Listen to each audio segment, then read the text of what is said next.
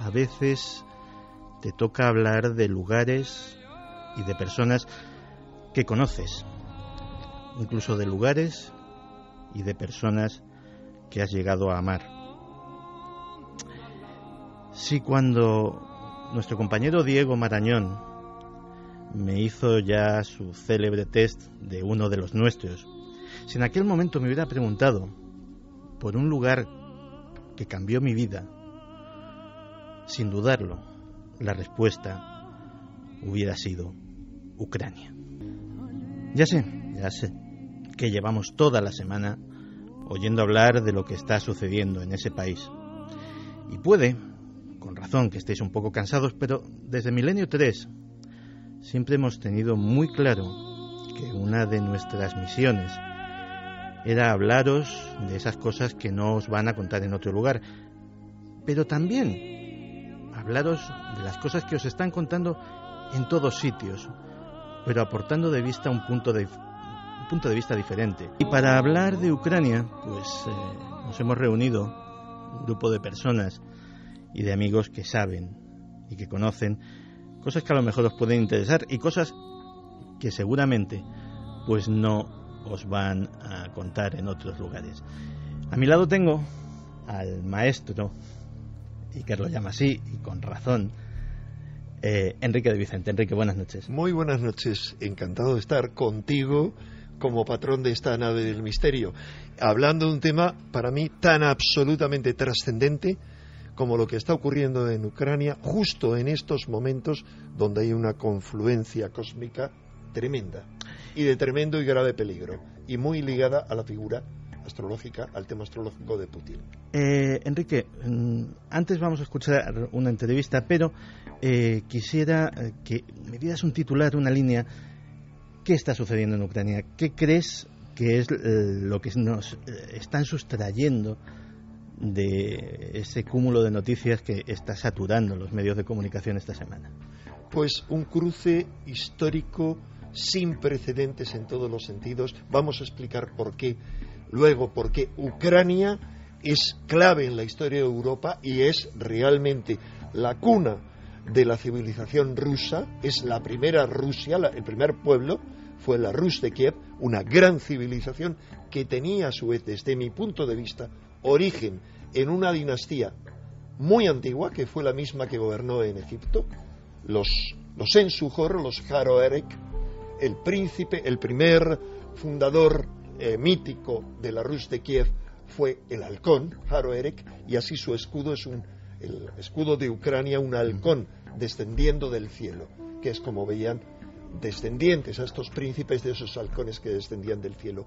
¿Y por qué tiene tremenda importancia para el mundo lo que ocurra allí y el conflicto que Putin ha desatado en estos momentos, que según su tema astral son los más favorables para él? Todos los antiguos decían, para alguien que tiene una carta astral como la de Putin, según me ha explicado el gran astrólogo Vicente Casaña, el momento más decisivo para desatar una guerra es justo con esta cruz cósmica.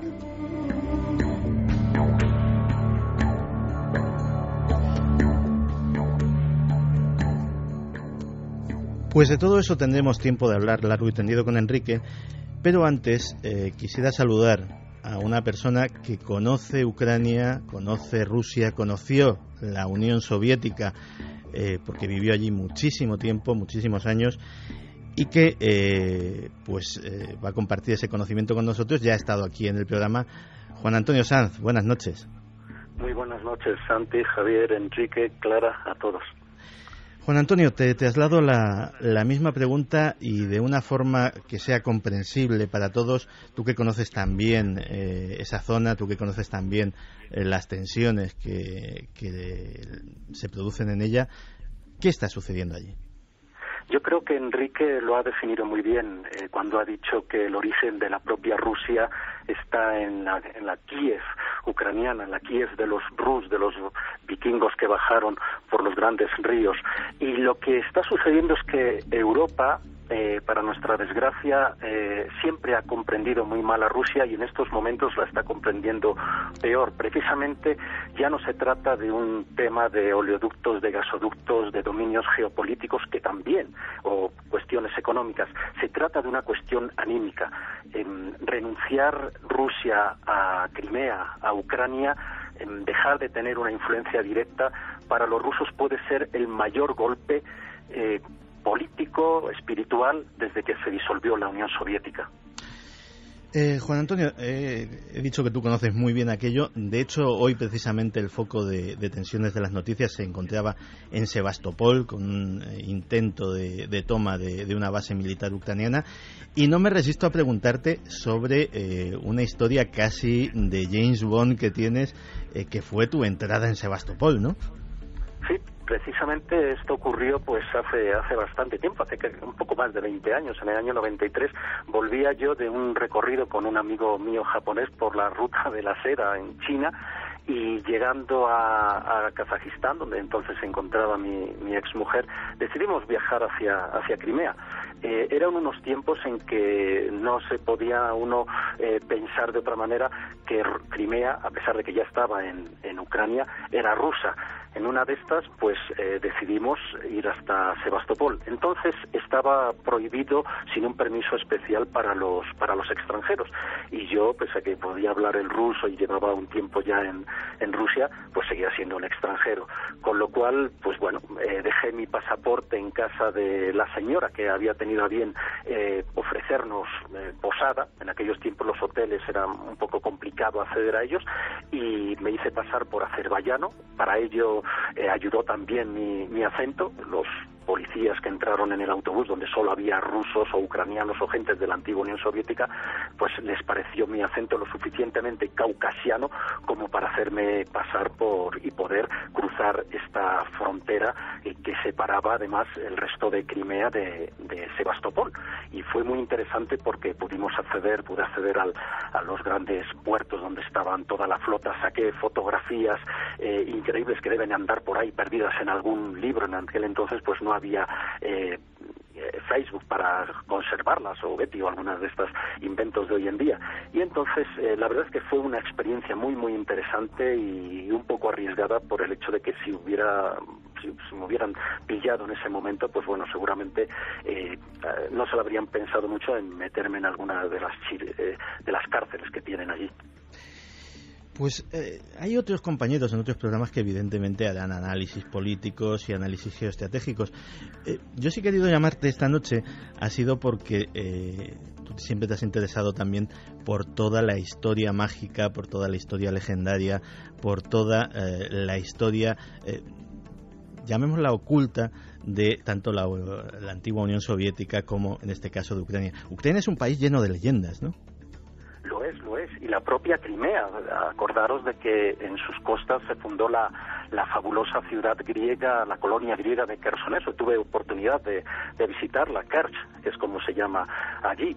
Pero desde los antiguos escitas que tenían en Crimea y buena parte de Ucrania su reino más occidental, con sus contactos con griegos, la llegada de los sármatas después, cuando estos pueblos pues enterraban a sus muertos y construían sobre ellos los kurganes llenos de tesoros. Digamos que ya desde entonces llamó para Occidente, para lo que era Roma, para lo que era Grecia, una atención especial como el lugar de donde venía el oro, donde los grifos podían ponerse, aquellas criaturas milenarias o míticas, mejor dicho, mezcla de águilas y leones, podían conservar y resguardar estos tesoros. Pero según avanzamos con el tiempo, los misterios siguen produciéndose, y no hace tanto tiempo, ya en la época de de la guerra de Crimea, que fue, digamos, la primera guerra moderna entre 1853 y 1856, que enfrentó a los rusos contra una coalición de turcos, franceses y ingleses, británicos, digamos, en una de las primeras guerras mundiales, entre comillas, europeas. Todavía quedan restos de aquellas leyendas de aquellos tiempos que nos hablan de todos los seres, de todas las cuestiones que aparecieron en torno a este gran conflicto, seguro que Santi tú lo conoces muy bien, la carga de la caballería ligera. Precisamente lo tenía aquí preparado para ti. Permíteme que te lea una cosa. Sí. Cañones a su derecha, cañones a su izquierda, cañones ante ellos. Recibieron descargas de disparos y estallidos. Les atoronaron con fuego y obuses. Cabalgaron con bravura hacia las fauces de la muerte, hacia la boca del infierno. Cabalgaron los 600 por el valle de la muerte.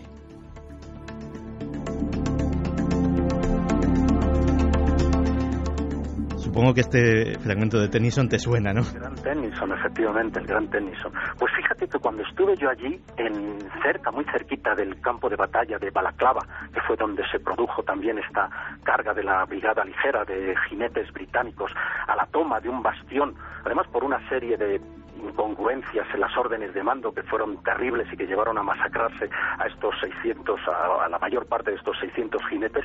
Estuve en un templo que se llama el Templo de San Nicolás, que lo empezaron a construir precisamente en 1856, se consagró en 1870. Tiene una forma muy extraña porque es como una pirámide.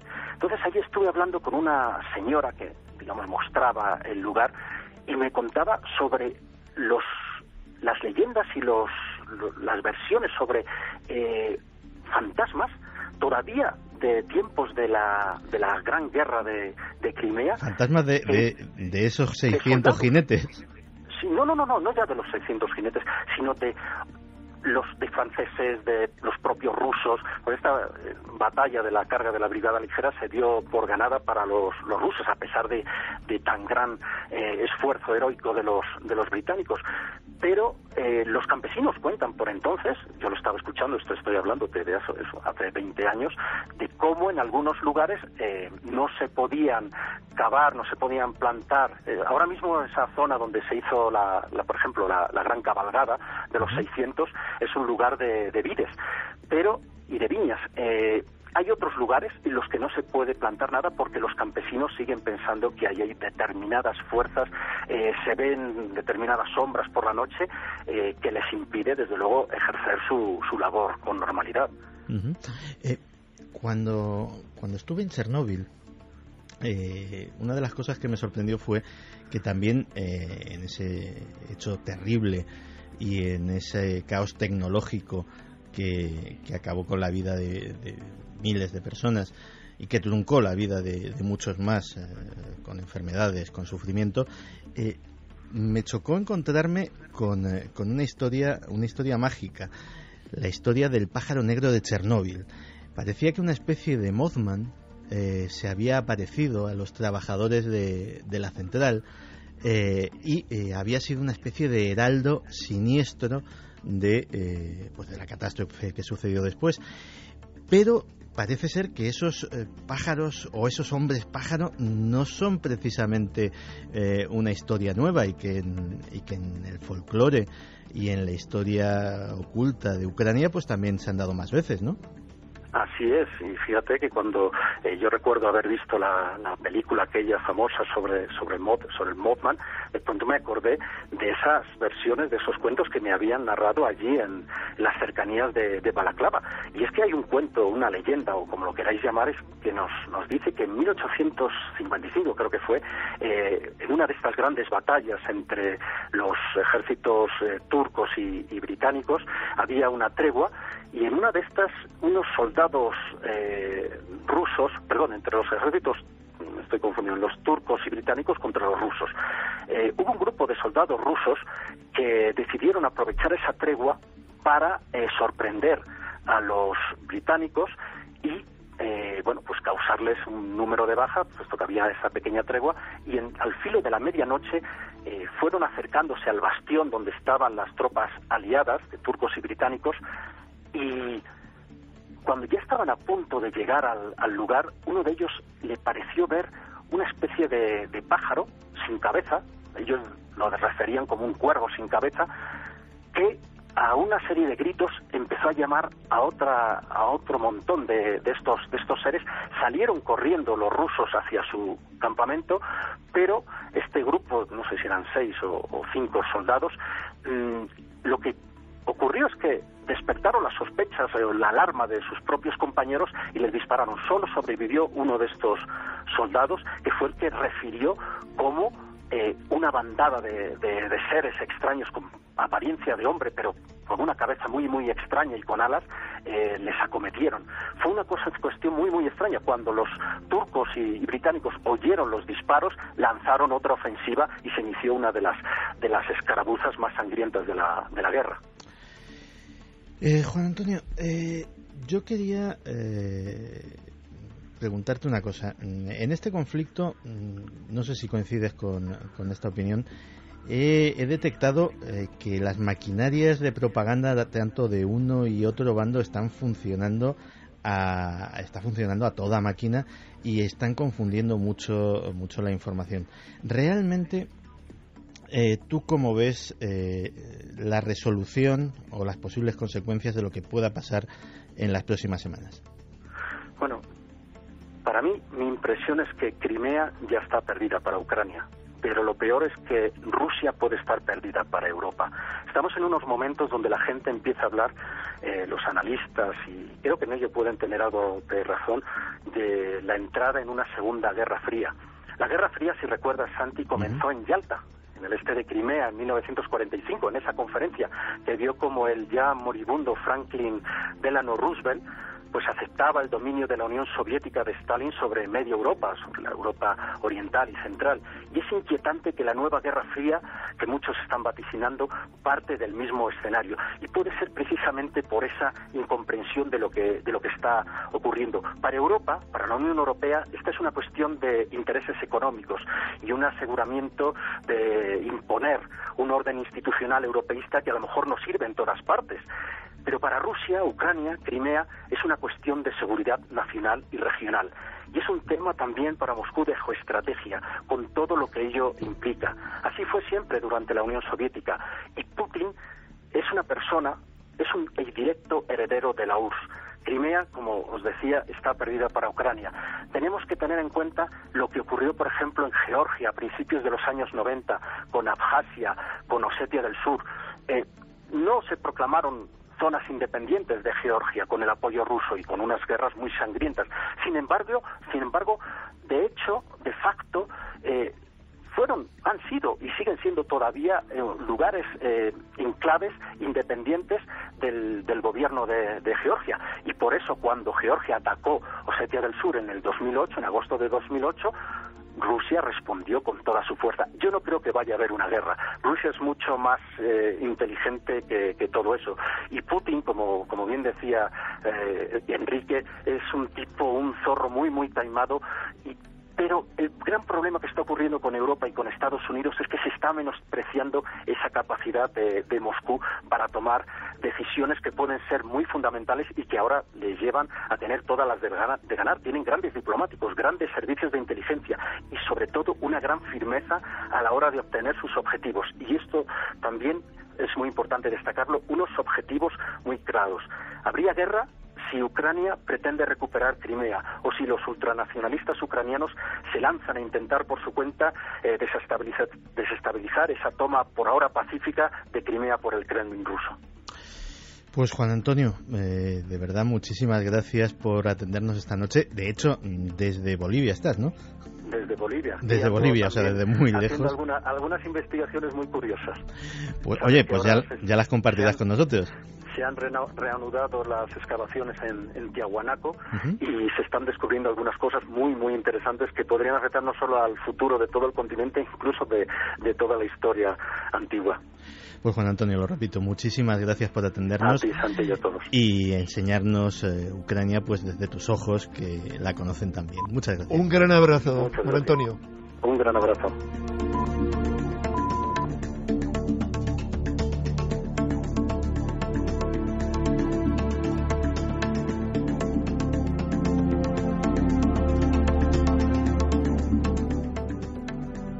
Pues Enrique, antes de empezar a conversar, quería que escuchases un sonido. Quería que escuchases un sonido que no es la primera vez que lo ponemos en este programa y que me suena antes de seguro que te suena, aunque no me has dicho nada, y que probablemente tienes algo que decir al respecto, que a mí cuando leí las claves que me mandaste para el programa me puso los pelos del punta. Escuchémoslo.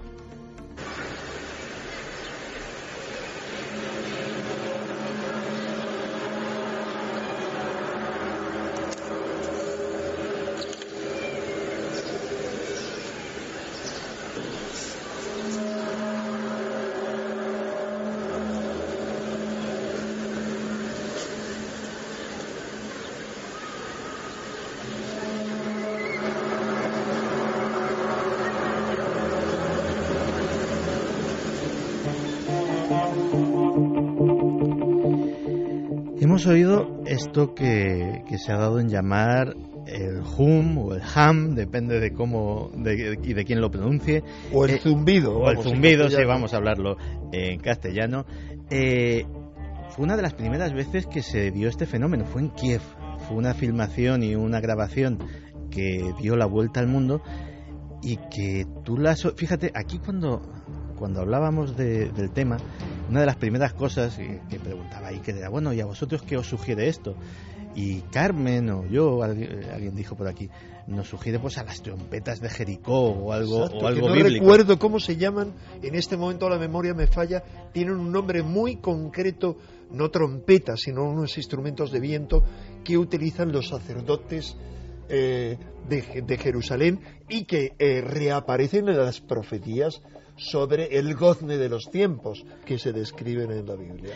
Es curioso, sí. Y desde luego no es, cuando se habla del zumbido, es como hablar de ovnis, es decir, todo lo que brilla es un ovni, así que todo sonido no clasificable es un hum. Pues no, resulta que hay sonidos muy diferentes, y para mí, de todos los que escuché en el pasado, antes de ocurrir nada en Ucrania, el que más me impresionó oír y ver en medio de los edificios es eso retumbando en la Gran Kiev. ¿Y tú crees que esto pudo ser alguna especie de presagio? ¿Pudo ser un signo de esos que veían los antiguos, como igual que cuando se veía un cometa y parecía el heraldo de desgracias? ¿Tú crees que esto podría haber sido en este caso un heraldo de una época funesta para los ucranianos? Pues mira, como yo ya sabes que no tengo pelos en la lengua, y pese a que soy casi más conspiranoico que tú y debería pensar que es que formaba parte de alguna arma psicotrónica, pues no. Resulta que yo esto lo presentía. Es decir, había un presentimiento de que algo raro estaba ocurriendo ahí. Yo he tendido en ocasiones así la sensación que he tenido, porque insisto, yo me he quitado la venda de la cabeza, la venda esa que nos impide pensar y salirnos del tiesto y ser políticamente incorrecto, pues sí. A mí me encanta ser políticamente incorrecto. Sí. Me encanta equivocarme, con tal de hacerlo fuera del tiesto y fuera del sistema y fuera de este estado de aborregamiento y de lobotomización, como dice el comandante Iker Jiménez. Pues bien, para mí, dentro de estos sonidos, lo que más me inquietaba, lo que más me asociaba son como quejidos de la tierra, y esto sonaba a trompetas, y resulta que cuando analizamos las grandes profecías bíblicas, tú sabes tan bien como yo que si hay nombres que son claramente asociables, son, por ejemplo, hay 3 grandes profecías bíblicas para mí. El Apocalipsis. En el Apocalipsis hay un solo nombre, tú sabes muy bien, o casi un solo nombre, que es claramente identificable, que es Ajenjo. Efectivamente. Cae la estrella Ajenjo del cielo y envenena la tercera parte de las aguas. ¿Y cómo se dice en ucraniano Ajenjo? Chernóbil, que envenenó las aguas. Bien, hay otra profecía que es la de Daniel, que tiene que ver, pero la vamos a dejar aparte, que describe los 4 reinos, y aquí hay la culminación del 4.º reino en todo este conflicto. Pero hay la otra profecía importante, que es Ezequiel. Y en la profecía de Ezequiel, cuando se describe cómo las legiones de Gog y Magog se agrupan, las de Gog bajando del norte, para confluir en la guerra del Armagedón, es decir, en la guerra del Valle de Megido, al pie del monte Hermón, donde descendieron los vigilantes y donde se libra la batalla final, se nombra entre los pueblos que descienden el pueblo Drus. Siempre se ha dicho, Rusia.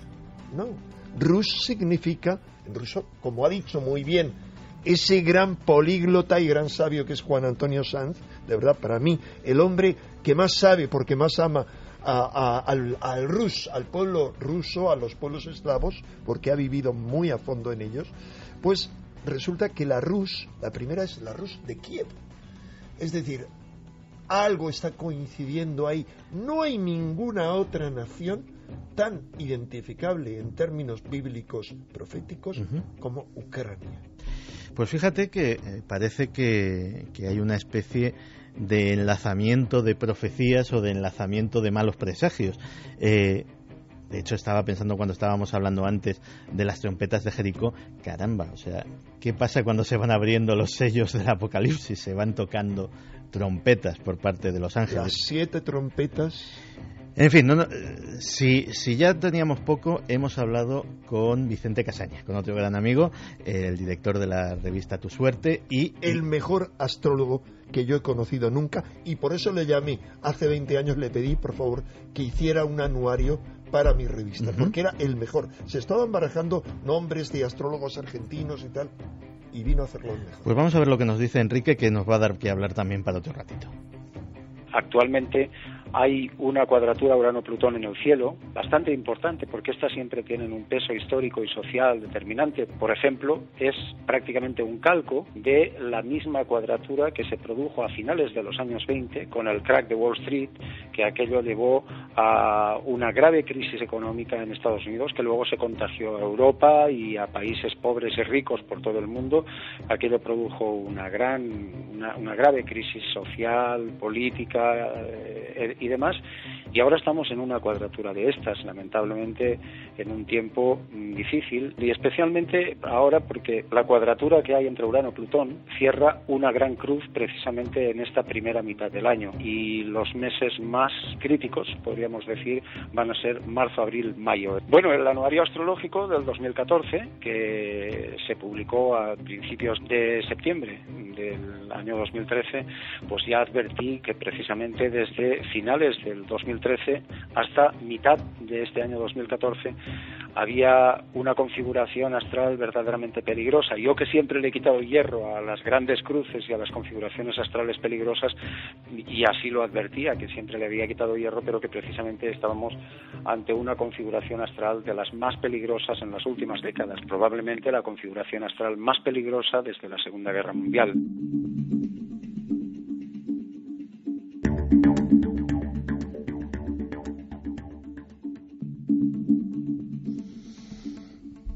Pues parece, Enrique, que la astrología tampoco nos da ninguna alegría en este sentido, ¿no? Hombre, yo tengo que repetir que es que al venir esto de Vicente, que es lo menos catastrofista y lo menos determinista que yo he conocido nunca, cuando yo leí esto, pues ya el año pasado, bueno, primero leí bastante antes, hace 5 años, yo le hice una entrevista en la que él hablaba de una crisis económica profunda, de una crisis del sistema capitalista, de una crisis del sistema norteamericano, que culminaría en torno al 2020 con un gran cambio de modelo de civilización. Y cuando planteaba esto, yo le dije, pero tal como lo está planteando aquí, es que puede llegar a ver, digo, ¿te atreves a decir que una guerra mundial? Bueno, más o menos lo que dije. Bueno, yo no puedo decir qué, pero me dijo, es que se da la misma confluencia que se dio antes de la Segunda Guerra Mundial. Pues esperemos que esta vez falle. No, yo estoy seguro, cuidado, como ha dicho muy bien Juan Antonio Sanz, han dicho y repetido tanto los diferentes ministros rusos como RT, Russia Today, han repetido, primero, Russia Today ha dicho por qué esto no va a ser el comienzo de la Tercera Guerra Mundial. Y los ministros han dicho no va a haber una guerra internacional. De eso hablaremos después, porque ya para finalizar el capítulo de profecías, me decías que hasta Nostradamus podía tener algo que ver en esta historia. Bueno, no, resulta tiene que ver en el sentido de que todos, yo incluido, dijimos, bueno, sobre todo yo tengo la convicción de que las profecías no se cumplen la inmensa mayoría porque están hechas para no cumplirse, es decir, y yo creo en la posibilidad de ver cosas en el futuro, pero son como modelos arquetípicos, y es decir, si haces esto podría ocurrir tal cosa, es decir, deberíamos corregirlas, son advertencias, pero mira, me parece que no hemos hecho ni puñetero caso a ninguna de las advertencias que se nos han hecho. Seguimos devastando el planeta, y lo peor es que nos devastamos a nosotros mismos, o mejor dicho, nos dejamos devastar e hipnotizar. El sistema de hipnosis colectiva es tan grande, aquí nada cambia. Hay un estallido revolucionario como el que ha habido en Ucrania, y como todos los que ha habido a lo largo de la historia, rápidamente es saboteado, manipulado y pervertido. O sea, esto ocurre constantemente, así que parece que necesitamos un manotazo en la espalda para que nos enteremos y despertemos.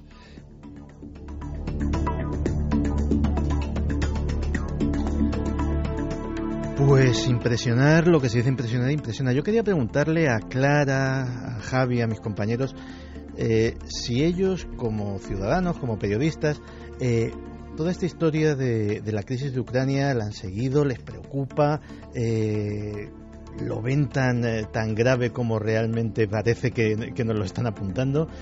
¿Qué me decís? Bueno, la verdad es que, claro que lo estoy siguiendo y con mucha atención, porque me parece que es un tema que es crucial en estos momentos, y yo sí que lo veo grave, es decir, lo veo igual de grave de lo que estáis hablando. Quién sabe, puede ser la antesala de algo que posteriormente nos va a afectar, nos va a tocar más de cerca, porque parece que las cosas que cuando suceden pues lejos, bueno, como está lejos, pues no nos llega, ¿no? Y quizá todo esto va a desencadenar unas consecuencias que nos van a afectar de manera mucho más directa. Y bueno, me gusta decir que Enrique, me encanta cómo hablas, porque siempre hablas muy claro y explica las cosas muy bien explicadas, de tal manera que te queda todo, porque es verdad que es un poco lioso todo este asunto, ¿no? Para quienes no estamos familiarizados con esa riqueza cultural y esa región. Entonces, bueno, esta es mi opinión sobre lo que me estás preguntando, sobre este asunto. ¿Javi?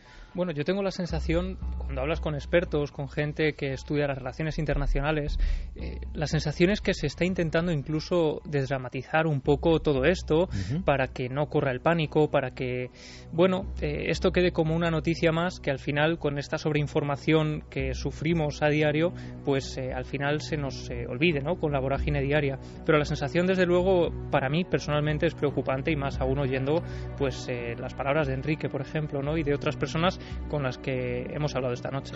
¿Y a nuestros oyentes, Javier, les preocupa, les asusta? Pues la verdad es que están bastante asustados. Mira, Sara DM, por ejemplo, dice: ojalá te equivoques, Enrique, más nos vale que estés muy equivocados en este tema. Juan Manuel Maite Camino dice: lamentablemente, cuando la cosa se pone dura solo se respeta a los países que tengan peso atómico, y Rusia tiene peso y sobrepeso. A ver quién le tose a Putin y volveremos a la era fría. Charlie da Silva: creo que mientras todos miran para un lado, lo verdaderamente importante sucede en el otro, y cómo no, Estados Unidos está al acecho. María José Pulido: wow, Rusia puede estar perdida para Europa, nueva guerra fría, impactantes palabras. Alex Sisó: gran labor la de los periodistas que están en lugares conflictivos jugándose el tipo por la noticia. El Cuervo dice que la historia de Ucrania está plagada de reyes despóticos y regímenes nada democráticos. ¿Esta sociedad para ser Europa? Pantera: espero que tus palabras, Enrique, no se hagan realidad, de una guerra de Ucrania que arrastraría a Europa. En realidad mucha gente desea que Enrique se equivoque. Pues esperemos. Espero equivocarme. Yo deseo el primero equivocarme, Y desde luego me parece que si solamente fuera Crimea, que como ha dicho Juan Antonio Sanz, será devuelta a Rusia como una república autónoma, porque solo lleva 60 años, porque se la regaló Khrushchev por ciertos motivos a Ucrania. Y es la única república autónoma que ya quisieron independizarse. Recordémoslo cuando cayó el telón de acero, cuando cayó el muro de Berlín. Yo espero equivocarme, pero el problema es que siempre va a haber quien saque provecho de esto, y no creo lo que ha hecho Putin es dar un manotazo encima de la mesa para luego decir, aquí estoy yo y ahora vamos a negociar. El problema son todos los factores. Esto es como un juego muy complejo, es como realmente un castillo de naipes, y basta con que se sople en un naipe para que el castillo se derrumbe y entierre lo que hay debajo.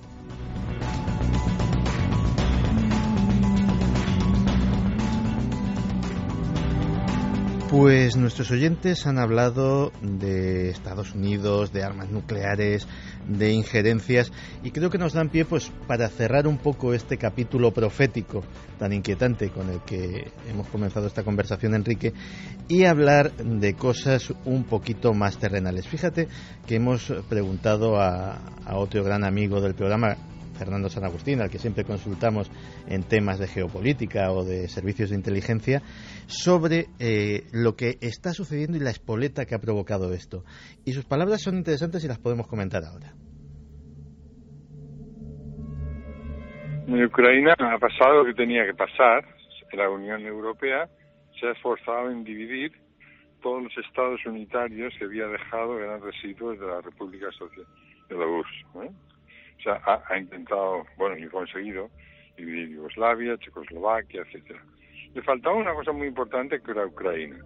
Polonia no se podía deshacer porque era una tradición, había sido aliada definitiva, etcétera, etcétera. Pero los demás, la Comunidad Europea ha intentado por todos los medios, de una manera civilina o no tan civilina, dividirlos. Porque es aquello de divide y vencerás, y para quitar la influencia rusa.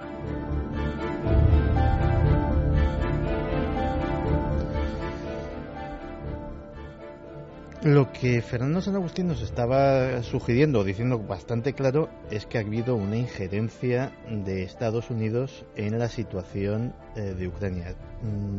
¿Tú lo ves así? ¿Qué importancia estratégica tiene? Porque claro, a lo mejor muchos de nuestros oyentes están diciendo, pues esto es un sitio que tiene mucho trigo, que tiene mucha gente, que tiene una central nuclear que casi se lleva medio continente por delante, pero exactamente ¿por qué viene toda esta disputa? ¿Qué importancia estratégica tiene todo esto? Mira, la importancia estratégica, habrá expertos como Fernando San Agustín que sepan mucho más que yo. Para mí, pero no me voy a escapar. Te diré, para mí algo clave, aparte de las riquezas y potencialidades que tiene, lo fundamental es que, primero, el ejército de Ucrania es el segundo más numeroso de Europa después del de Rusia. Segundo, el 70% de la flota que tiene en el sur Rusia está en Crimea, en la península de Crimea, 70%. Es decir, es su salida. Tercer hecho fundamental, por encima del hecho de que la cuna de la civilización rusa está en Ucrania. ¿Y por qué van a renunciar a eso? ¿Por qué van a dejar que Europa se lo arrebate con sus cánticos, desde el punto de vista suyo, de sirena, que tienen embelesados a los jóvenes ucranianos, que son quienes han salido a la plaza de Maidán a hacer la revolución? ¿Por qué van a permitir que les priven del cinturón de seguridad que siempre ha rodeado a la madre Rusia, al imperio ruso? Siempre han tenido un cinturón de seguridad. La cosa es tan grave que yo te doy un dato que conozco por mi sobrina, al colegio que va un muchacho de 18 años, polaco, 18-19, mi sobrina tiene 18, y le han llamado a filas para un entrenamiento a Polonia ahora, justo con esta crisis. Caramba. ¿Por qué?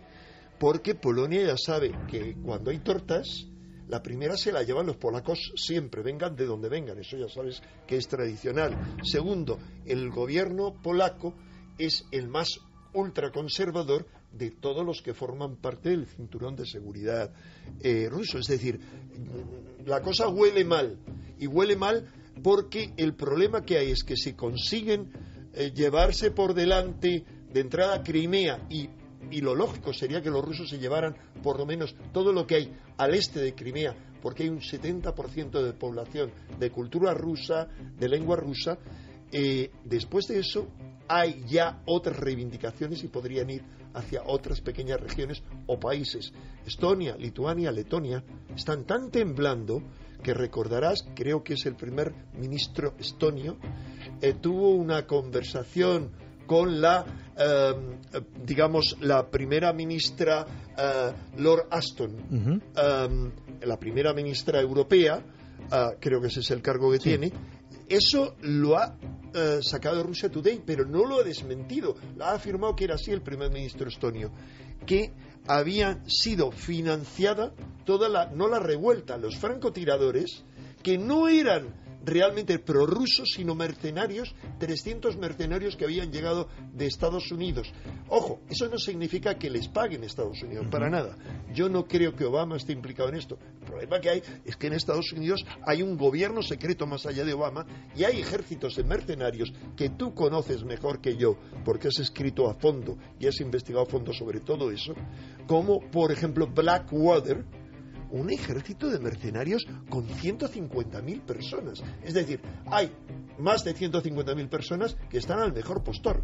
¿Por qué se cubrían los rostros y por qué liquidaban de forma penosa para ponernos a todos a favor de esa gente maravillosa y noble que luchaba por su libertad y que siguen ahí de pie porque saben que les han engañado, y que los que se han autonombrado nuevo gobierno con un golpe de Estado absolutamente ilegal, es decir, lo que está ocurriendo es ilegal, y estos pobrecitos que han muerto no están obteniendo nada. Estos pobrecitos que han muerto, si no estuvieran ahí y estuvieran en Estados Unidos, estarían todos en la cárcel condenados a penas gravísimas, porque han infringido toda una serie de leyes en lucha por la libertad. Pero son los que recibirán las tortas, y los que siguen, los que han tomado el poder ahora, son tan delincuentes como Yanukovych, el que han echado del poder. Mira, fíjate una cosa que me llamó mucho la atención en los días que pasé en Kiev. En Kiev el sueldo de un profesional universitario, de un médico, de un abogado, viene siendo de unos 300 euros al mes, más o menos. Si hablamos ya de un profesional mucho menos cualificado, la cosa se va a los 100, 150. Al lado de esa Plaza de la Independencia hay una gran avenida que sube hacia el río. En esa gran avenida, en esa ciudad donde se cobran esos sueldos, había tiendas de Versace, de Ferrari, de Chanel, de las grandes marcas de lujo. Tiendas que les parecían muy bien. Kiev no es precisamente la ciudad más turística del mundo, es una ciudad preciosa, pero aquello no se justificaba porque llegasen grandes cantidades de turistas occidentales o de otro sitio a gastarse los dineros allí. Y claro, preguntaba a la gente y decía, no, si aquí somos el 95% muy pobres, pero hay un 5% que se lo lleva absolutamente todo. ¿Tú crees que ese 5% también puede estar detrás de este vuelco de poder? Bueno, a lo mejor escasamente un 0,5% de ese 5%. Es decir, estamos hablando, como siempre, en los escalones más altos, no en la cúspide de la pirámide, que siempre es desconocida. Hay gente manipulando, hay nombres, no vamos a liar a nuestros oyentes con nombres, pero hay un multimillonario ucraniano que está detrás de todo esto. Hay toda una serie de personajes, hay acusaciones de que se han organizado un secuestro, por ejemplo, de un líder de la oposición, y se dice que fue un falso secuestro, y hay documentos, aparentemente conversaciones interceptadas, en las que se dice que se decía que en la revolución que había comenzado de forma pacífica el 21 de octubre, que en noviembre se había lanzado, es decir, es una revolución que ya lleva en pie 140 días, tenía que correr la sangre, porque se sabe que hasta que no corre la sangre, una revolución no empieza a desbordar. Es como el agua que desborda, alcanza la masa crítica y se convierte en gas a partir de los 100 grados. Pues ¿qué ocurre? La sangre es la que bendice toda revolución. La sangre de los inocentes, de los idealistas, derramada como siempre por esos cuervos que se nutren de nuestra sangre y de nuestra energía y que nos hacen mantenernos en un estado de idiotez total, divididos entre o somos pro-occidentales y pro-revolucionarios o pro-rusos. Pues no, es mentira. Ambas versiones son mentira. Hay que escarbar la verdad debajo de eso.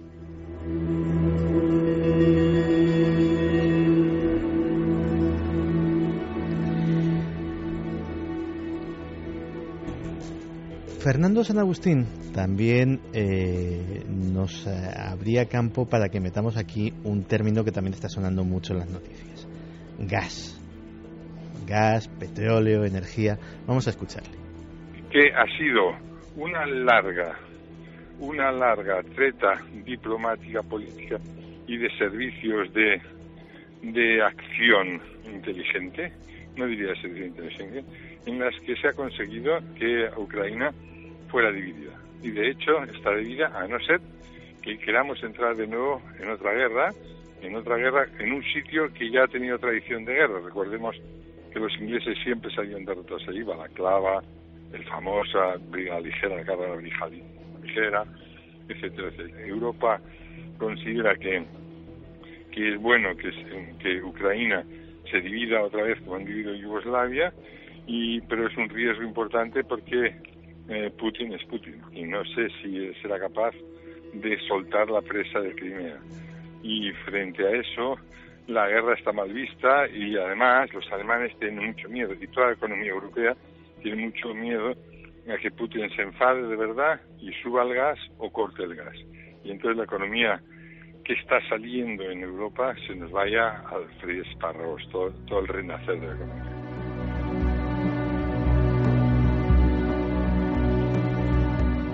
Voy a contar otra cosa que me llamó mucho la atención en Kiev.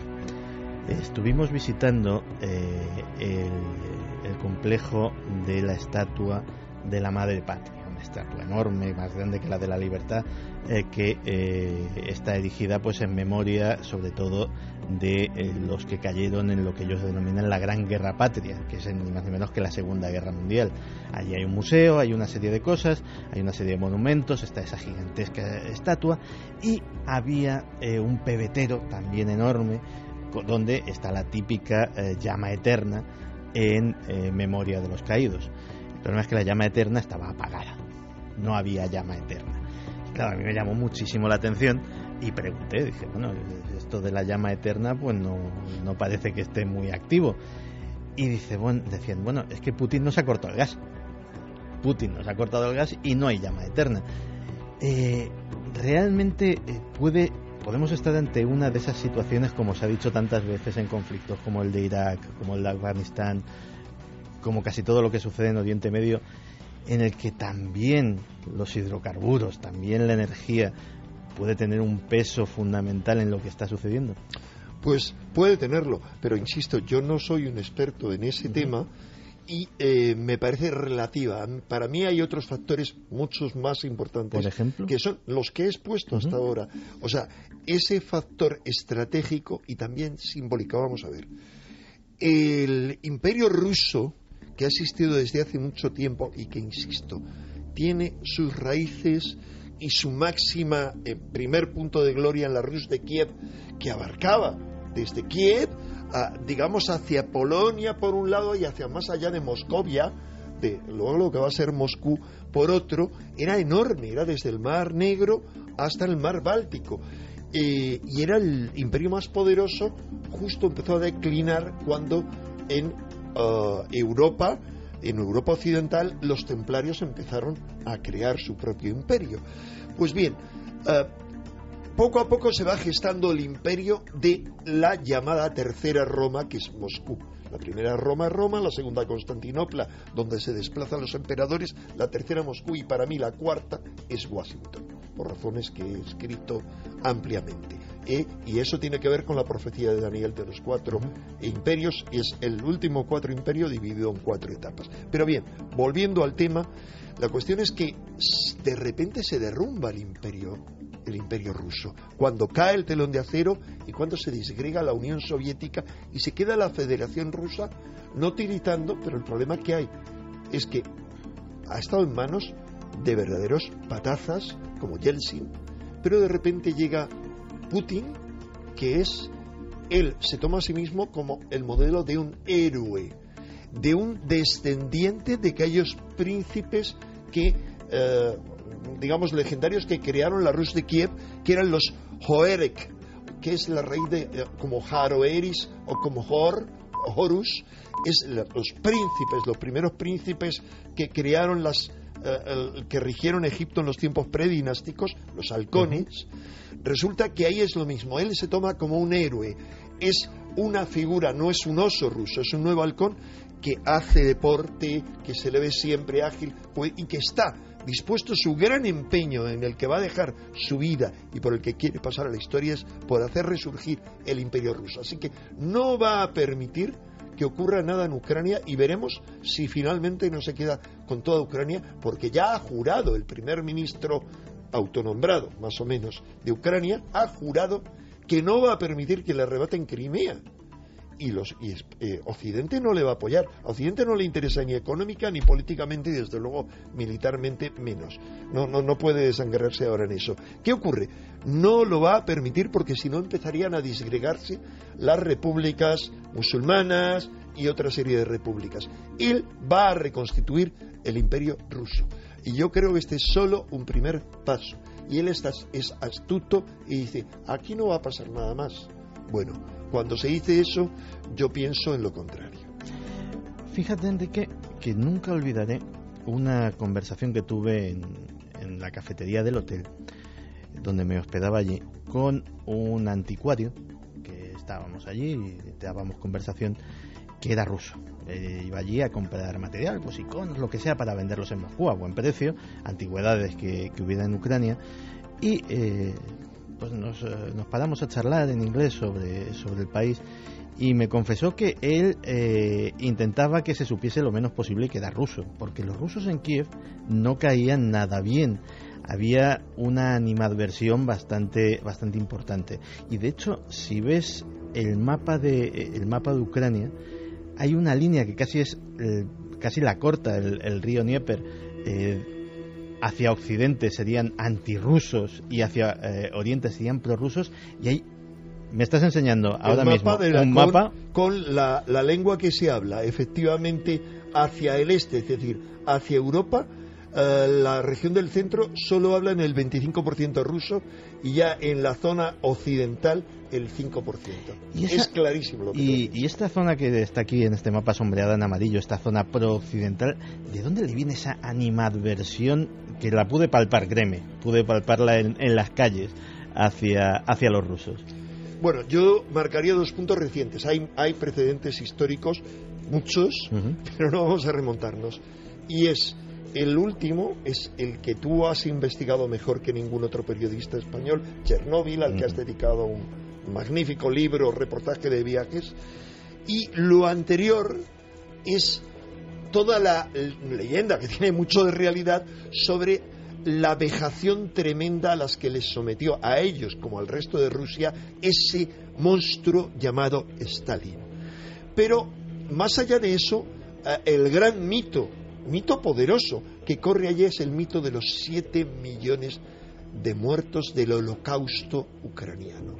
El mito de los 7 millones, porque no parece que fueran 7 millones, se le conoce allí como Holodomor. Holodomor en ucraniano es morir de hambre. Resulta que entre 1932 y 1933 millones de personas, seguramente no 7 millones, murieron de hambre a raíz, decían, de la colectivización impuesta por el tirano Stalin, tirano y masacrador de todos sus... O sea, fue el que culminó ya la degeneración y la perversión de la Revolución Rusa, convirtiendo aquello en un infierno y matando, no lo olvidemos, en todos los dominios que él llegó, a más gente que el monstruo Hitler. Bien, ellos no van a perdonar nunca eso, y para ellos eso es una afrenta causada por Rusia. uno, y dos, asocian Occidente a la libertad. Fíjate si tienen presente lo del Holodomor, que lo pude ver y existían en las plazas de Kiev. Hay carteles, no carteles pegados en las paredes, sino digámoslo así como stands, como vallas publicitarias recordando hechos de el holocausto ucraniano, y que te los puedes encontrar delante de una iglesia, delante de sitios históricos y asociados pues o con fusilamientos, o aquí se murió de hambre tanta gente, o aquí intentaban dar comida a la gente que venía hambrienta. Es decir, es algo que está absolutamente vivo. O sea, no es algo de los libros de historia, es algo que te lo encuentras por la calle relatado para todo el que quiera verlo. Y evidentemente eso tiene que generar un importante animadversión, como decíamos hace un momento. Claro, fíjate, tú eres tan consciente como yo que está vivo porque todavía hay gente que tiene 90 años y que fueron los pocos niños que pudieron sobrevivir a ese holocausto llamado morir de hambre. O sea, que se quedaron en los huesos. Como marca, aquí tenemos un cartel que pone Ucrania, los 7 millones de muertos, la conmemoración del aniversario de aquello. Es normal, porque lo han vivido los padres o los abuelos de los que están allí. Es que ese tipo de estos son de este tipo, con fotografías, con textos muy largos. Ese tipo de carteles son los que te puedes encontrar por las calles de aquí. Por otro lado, efectivamente tenías razón en otra cosa. Ellos, casi todos, ven Chernóbil como una herencia soviética, como una herencia que les dejaron allí los rusos, que básicamente les han dejado, dicho en Román Paladino, les han dejado vendidos por completo, que nadie se quiere hacer cargo de eso, y que pues es una herencia dramática. ¿Tú crees que esa intervención de los Estados Unidos o de las potencias occidentales o de la Comunidad Europea puede haber estado de alguna forma utilizando ese acicate para tensionar más las cosas en la zona? Mira, a mí no me gusta ser, aunque lo he sido antes con lo de Stalin y Hitler, no me gusta ser maniqueo dualista, buenos y malos, porque no existe eso. Yo no pienso en las potencias occidentales, desde luego en Europa, para nada, en Estados Unidos como, ay, son los malos que van ahí. No. Detrás y por encima de todo eso hay poderes invisibles que son los que mueven las piezas. Vamos a ver, es tan maniqueo y tan estúpido como decir que el gobierno de Estados Unidos provocó el 11 de septiembre. Y sin embargo yo soy de los que creo que eso no lo hicieron, como dicen, 19 musulmanes, venga, que le salió bien la historia. No, hay fuerzas siempre por encima que mueven. Es un tablero de ajedrez, que juegan la partida del ajedrez planetario, pero no es una partida de un ajedrez simple, no, es de esos más complejos que ya inventó un famoso argentino, en el que se puede jugar a 4 o a 5 bandas. O sea, hay varios en juego que son los que apuestan en la bolsa, que a algunos de ellos se les puede identificar porque son los grandes financieros como George Soros, son los representantes que están al tanto de todo. ¿Qué ocurre? Que hay muchos intereses en juego, y aunque nos parezca terrible, y este sería tema de otro programa, tú conoces muy bien un documento, un apócrifo, que se llama el informe de Iron Mountain. Y tú sabes que en ese apócrifo, es decir, apócrifo en el sentido de que se supone que es una novela, pero es una novela alucinante, en la que se describe, supuestamente en el año 62, y fue publicado creo que en el 67 o 69, finales de los 60, se describe cuáles son las ventajas de la guerra y cómo podríamos acabar con las guerras sustituyéndolo por algo. Pues resulta que han ido apareciendo esos escenarios, es decir, se puede sustituir inventándose un enemigo artificial, y así se han inventado Al Qaeda, gestada perfectamente no por los servicios de inteligencia americanos, sino por las fuerzas que hay por debajo o por encima de los servicios secretos americanos y de los servicios secretos árabes, de Arabia Saudí. No lo olvidemos. No olvidemos que quien dirige los servicios secretos de Arabia Saudí, el príncipe bin Sultán, actualmente, y quien ha manejado todo lo de Siria, quien ha dado esas armas químicas a los rebeldes que les estallaron y provocaron esa matanza, era embajador de Estados Unidos en el momento del 11S y estaba allí 25 años. O sea, siempre hay hilos invisibles que mueven la escena y nosotros sin enterarnos.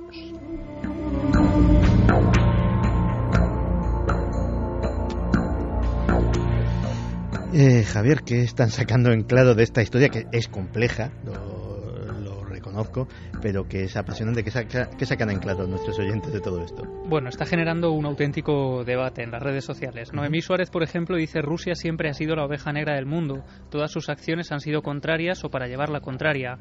Hilda Jiménez: no sé si sabéis que Putin precisamente se doctoró con una tesis sobre la importancia geopolítica del uso de la energía, es decir, efectos de cortar el gas, por ejemplo. Nefertiti dice: yo siempre he creído que tras estas revoluciones siempre hay motivos ocultos, sobre todo si se habla de los Estados Unidos. Hay muchos mensajes muy en esta línea, desconfiando. Tony Ramos: intereses económicos de gobiernos o similares, corruptos e insaciables. Todas las guerras son parecidas. Malacara dice que al final todo es una gran estrategia para obtener intereses ocultos. ¿Por qué comenzó esta guerra? ¿Quién se queda con el gas? Lucía Pinazo: es increíble que en el 2014 siga habiendo problemas bélicos en Europa. El ser humano ni cambia ni avanza. Jorge González, hablando de Ham: está claro que ibais a reproducir de Ham. ¿Tendrá alguna relación con lo sucedido? ¿Hay alguna profecía sobre lo que ocurre? Eso creo que lo hemos respondido más o menos. Sí. José Ángel López dice que quizás si nos ponemos racionalistas las profecías las adaptamos a nuestra realidad inmediata. Ya pasó con Irak o con el 11S. Ignacio Rafael: la Tercera Guerra Mundial ha empezado y es una guerra de clases. El pueblo oprimido se rebela contra la casta corrupta. Desgraciadamente hay muchos oportunistas que sacarán tajada de ello. Bocanegra dice: parece una partida de ajedrez. Putin ya ha movido ficha. Ahora le toca a Ucrania y Europa. Pues de cómo acaba esa partida de ajedrez hemos preguntado otra vez a Fernando San Agustín, pero también a Eric Frattini. No opinan lo mismo y es interesante porque son dos posturas bastante diferentes sobre lo que nos depararía el futuro de esta crisis. Ahora parece ser que se ha reducido la tensión después de la respuesta de la comunidad internacional, que la comunidad internacional debe mantenerse en esa posición. Ha habido una seria amenaza por parte de Estados Unidos diciéndole a Rusia de que si continúa con el tema de la crisis estirando más la cuerda, van a expulsarlo del G8 a Rusia. Por ahora yo no creo que veamos una guerra porque el señor Putin se está cortando por las presiones económicas que le están llevando la comunidad internacional, que le están obligando a llevar la comunidad internacional. Creo que puede acabar en una gran crisis económica a gran escala. Y creo que podemos pasar una tensión. Las tensiones en política siempre la acaba pagando la economía. Y esto es lo peor de todo. Y por eso Alemania y España intentan no quitar más los ánimos, y intentan que nadie se envalentone. Y yo creo que España está contra la secesión de Crimea, como media Europa, pero en el fondo yo creo que Europa está dispuesta a soltar Crimea para que Rusia se conforme y que lo otro sea Europa. Pero lo que pasa es que Europa se equivoca porque no es solo Crimea el estado prorruso. Hay un montón de regiones, oblast, partidarias de Rusia, que se consideran más rusos que europeos. Por tanto, no creo que cederle Crimea sea suficiente. Y en consecuencia, yo creo que Ucrania se dividirá o veremos una guerra civil en la que todos se implicarán, pero sobre todo la economía. La economía es la primera que sale dañada y nosotros también, Cuando Fernando San Agustín hablaba de la economía, he visto que Clara Taucez ponía una cara un poco extraña, acordándose tal vez de cosas que hemos dicho en este programa, ¿no? Sin ir más lejos, lo que se habló la semana pasada, que nos parece como que es mucho ensañamiento, ¿no? Después de toda esta crisis que estamos soportando, y llevamos varios años inmersos en ella y que parece que empieza a verse algunos signos de recuperación, que ahora otro acontecimiento orquestado por fuerzas oscuras, vamos a decirlo así, como ha explicado Enrique, o por situaciones que vienen dadas en este contexto, acabe por hundirnos más o meternos de lleno otra vez en otra crisis que quizá tenga otras cifras, otros números u otros campos de batalla, pero que nos afecte igualmente. Completamente de acuerdo, vamos. Yo coincido no solamente con lo que ha dicho Clara Tahoce, sino el comandante Fernando San Agustín. Estoy en desacuerdo con lo que ha dicho Eric Frattini, es decir, no hay que tomarse esto a la ligera. Y vamos a ver, retomando lo que estaba hablando antes de la guerra, resulta que estamos en una crisis económica gravísima. Es una crisis estructural y planetaria, a la que va a añadir esto, ya empieza a añadir este conflicto. Puede todavía ir mucho más allá. Ya están diciendo en el plan más suave y microeconómico que si dejan de venir los turistas rusos que vienen a España, porque hay un conflicto, digamos, entre dos zonas, por eso España está temblando y se ha opuesto a cualquier conflicto junto con Alemania. Bueno, tú sabes la burbuja inmobiliaria que tienen los rusos en Londres, por ejemplo. Sí. O sea, el gobierno británico tiene muy mediatizada la reacción hacia este conflicto precisamente porque hay unos intereses. O sea, no en Inglaterra, concretamente en la ciudad de Londres, donde los precios de determinadas viviendas se han disparado precisamente por el público ruso. Es decir, la economía rusa tiene un impacto sobre la comunidad europea absolutamente increíble. Pero además de eso, o sea, de que va a repercutir, resulta que, porque antes yo me lío, y hablando del informe de Irene Montaigne, ¿qué ocurre? Que ya parece que no hay parches para esto. Y me acuerdo que dijo alguien, porque no tengo simpatías en cuanto al papel histórico que ha jugado, pero que me parece una persona inteligentísima, se ha sobrevivido, como Santiago Carrillo. Yo recuerdo haberle escuchado cuando empezó la crisis económica decir en la televisión: es que después de una crisis como esta siempre viene una guerra, y una guerra mundial. O sea, vamos a ver, hay problema demográfico, vamos más allá de los 7.000 millones de personas, hay un problema económico grave, y hay otro montón de pequeñas cosas. ¿Qué queremos más? Quienes manejan el planeta tienen claro que, primero, aquí sobramos mucho, segundo, que la forma de arreglar esta crisis económica es una guerra, y tercero, que una guerra permitirá, según ese informe y según sabe cualquier estudioso de las guerras, avanzar la tecnología, avanzar la economía, etcétera. Esto suena muy políticamente incorrecto. Y alarmante, créeme. Y alarmante. Pero es la pura realidad. Es la realidad en la que nos han hipnoacostumbrado a malvivir, a estar dormidos, a estar como borregos. Como somos borregos y no hemos despertado, nos enfrentaremos otra vez a una situación que se ha repetido mucho y de la que no aprendemos. Pues por si éramos pocos en esta historia, parece ser que me comentabas que hasta Edward Snowden ha tenido algo que decir sobre todo esto, ¿no? Sí, Snowden hizo una revelación al principio en cuanto a que había interceptado una comunicación norteamericana que, digamos, en cuanto a provocación de Estados Unidos ahora en toda la crisis ucraniana. Ahora, desde mi punto de vista, Snowden no es una fuente nada fiable. ¿Por qué? Porque es, primero, alguien perseguido a muerte por las agencias de inteligencia norteamericanas, en concreto por la NSA, y segundo, porque es un protegido de Rusia. Es decir, no es fuente fiable. Si yo tuviera que escuchar a Snowden, no me fiaría. Pero que hay gato encerrado en la revolución, no hay duda.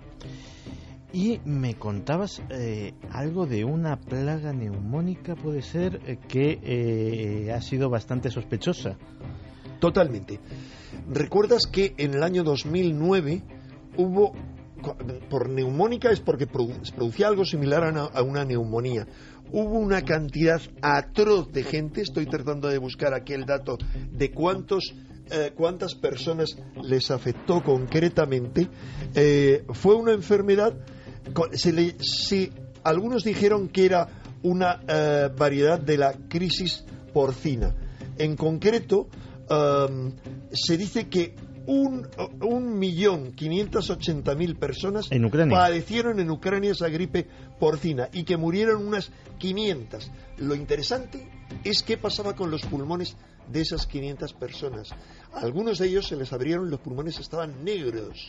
Caramba. ¿A qué se debía eso? Bueno, pues resulta que 3 meses antes de eso ocurrió algo realmente extraño.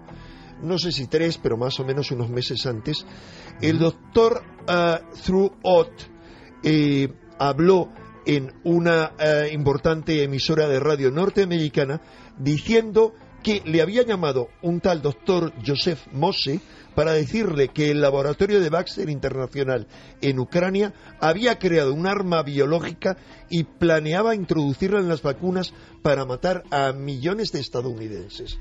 ¿Pero qué ocurrió? ¿Ese señor Mose era un invento? No, fue alguien que inmediatamente después de esto fue detenido por un escuadrón del FBI en una operación súper espectacular en la que se emplearon, le rodearon, le atacaron con gas lacrimógeno y con armas no letales, después de que su vehículo, que se dirigía aceleradamente hacia la embajada de Israel, había sido detenido con armas electromagnéticas, paralizado, y dijeron que eso se debía a que él había llamado a la Casa Blanca para amenazar de bomba. La versión que dio luego Mose es que él no había dicho eso, que él había llamado a la Casa Blanca para divulgar lo que sabía, que había un atentado preparado contra Estados Unidos y gestado en Ucrania, pero que le detuvieron. Es decir, es una historia extraña que pasaría por una cosa de locos si no fuera porque meses después hubo esta plaga sin precedentes. Tú sabes mejor que yo, Santi, que la gripe porcina antes de esto había matado, pues no sé si a 2 personas, sí, o algo por el estilo. Se habló también de que podría ser una variante, una cepa más resistente del virus H1N1, la gripe aviar. Pero es que no hay nada similar que deje negros los pulmones de la gente. Esa es solo una de las varias historias de conspiraciones que hubo en Ucrania en estos años anteriores. Algunas de ellas implicaban directamente a los rusos, como esta se quería decir que estaban implicados los rusos, y otras implicaban, por el contrario, al gobierno de Yulia Timoshenko, a la que habían encarcelado con cargos penales, que algo había, como lo había detrás también de Yanukovych, del primer ministro al que han derrocado y que se va a salvar por el que le apoyan los rusos. Es decir, Ucrania realmente es un nudo gordiano. Una especie de tablero de ajedrez de una nueva guerra fría, podríamos definirlo así. Pues tal vez, es que yo no puedo interpretar el futuro, pero ahí se está jugando algo mucho más importante de lo que pensamos, como se ha jugado desde principios de siglo en los Balcanes. O sea, ¿quién iba a pensar que de repente, supuestamente, la acción enloquecida de un sicario, de un miembro de la mano negra serbio disparando contra el archiduque iba a desencadenar la Primera Guerra Mundial? Hace exactamente 100 años. En este momento.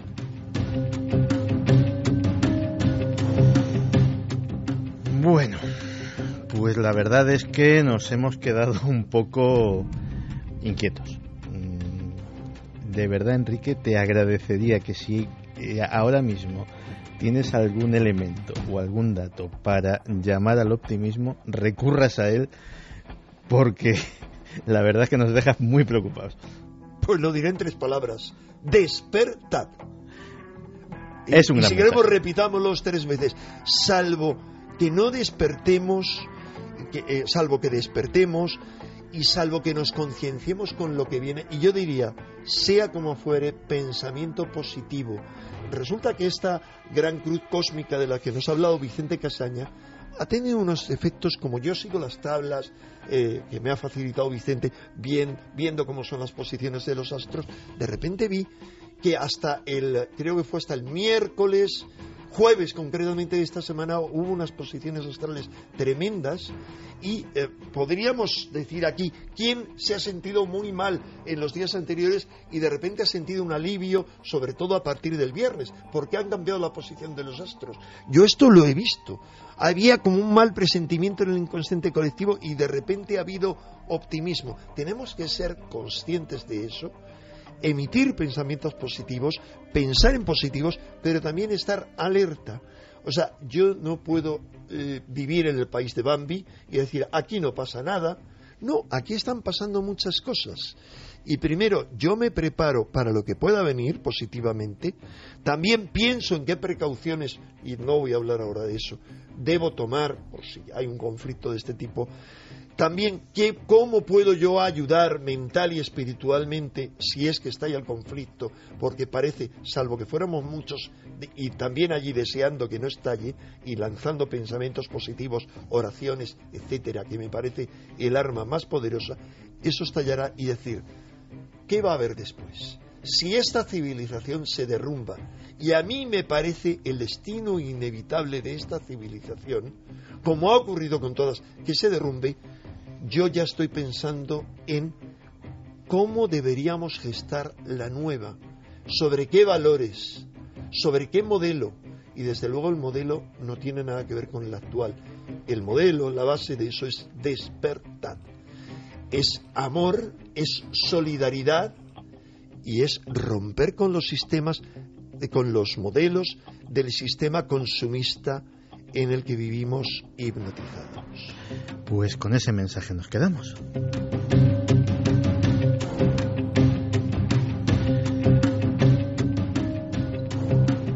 Javi, una última ronda de mensajes. Mira, Ace Ojeda dice despertar, no hay ningún resumen mejor para salir de lo que está pasando. María José Pulido pregunta, si las piezas encajan, bajada de población mundial, resurgir de nuevo, si despertamos, ¿se ensañarán aún más con nosotros?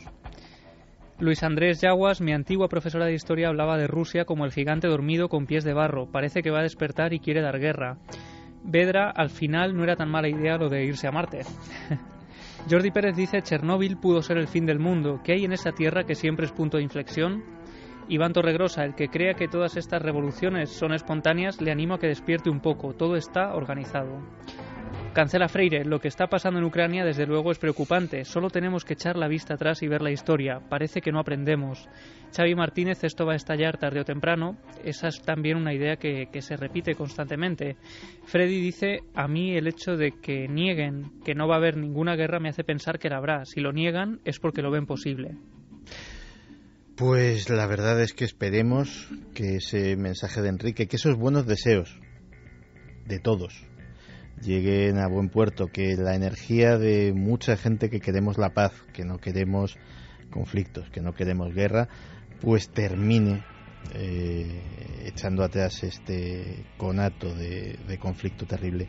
Yo tengo una imagen, Enrique, que tampoco se me olvida. En Chernóbil hay un árbol, le llaman el árbol de Chernóbil. Lo cuentas en tu libro, sí. En tu libro Chernóbil.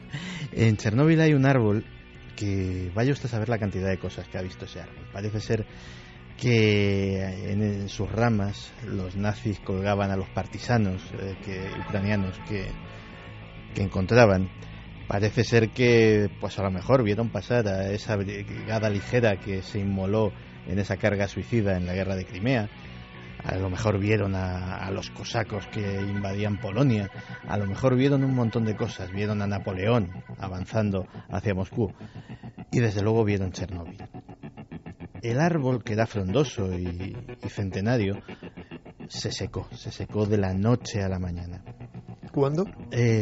Lógicamente cuando fue la catástrofe de Chernóbil y claro, cuando sufrió aquella lluvia radioactiva. Pero permaneció allí mucho tiempo, hasta que otra serie de inclemencias del tiempo acabaron con él. Ah, eso me refería, perdón. Acabaron con él. ¿Pero eso recuerdas cuándo fue cuando acabaron con él definitivamente? Pues mira, ahora mismo no, pero... Perdón. Y ahora mismo hay en su lugar un árbol de metal. Lo sustituyeron porque consideraban que es un pueblo que cree en los símbolos y que cree firmemente en el poder de las tradiciones. Consideraban que ese testigo tenía que quedarse allí. Yo, Enrique, voto porque ese árbol no vaya a haber más dolor, no vaya a volver a haber más ejércitos cruzando a su lado, desde luego no vaya a volver a haber más muerte en el campo que domina con su vista. Y en eso, pues, si nuestros buenos deseos y nuestra buena energía pues puede influir en algo, pues así sea. Enrique, muchísimas gracias por venir aquí esta noche a echarme un capote, que además no es la primera vez que te meto en este jaleo de ayudarme a dirigir la nave del misterio, y de verdad, pues te esperamos aquí para muchísimas más aventuras y muchísimas más cosas. Ya sabes que para mí es el placer venir, además, a hablar de una tierra que tú conoces personalmente y yo no. Pero tú la conoces de corazón, que eso es importante. Bueno, pues terminamos hoy con el tema de Ucrania y nos espera una nueva hora repleta de cosas muy variadas. Cosas que tienen que ver con la tecnología, que tienen que ver con la magia, que tienen que ver con las premoniciones, y tenemos uno de los nuestros muy, muy especial. Todo eso dentro de un ratito.